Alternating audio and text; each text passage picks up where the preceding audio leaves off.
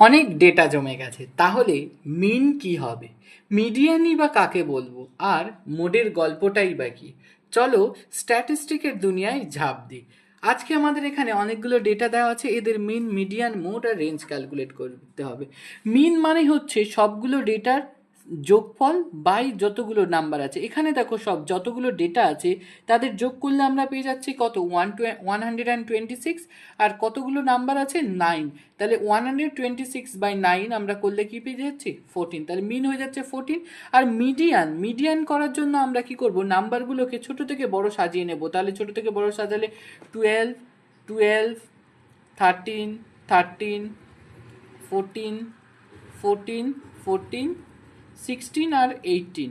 এখন আমাকে বলো মিডিয়ান মানেই হচ্ছে মিডিল, তাহলে এখানে দেখো মিডিলে কে আছে আমাদের 14, তাহলে আমাদের মিডিয়ান কে হয়ে যাবে 14 হবে আমাদের মিডিয়ান। আর মোড, মোড হচ্ছে সব থেকে বেশিবার যে নাম্বারটা আছে সেটাই হচ্ছে মোড। দেখো 14টাই হচ্ছে আমাদের সব থেকে বেশিবার আছে, তাহলে আমাদের মোড কত হবে 14।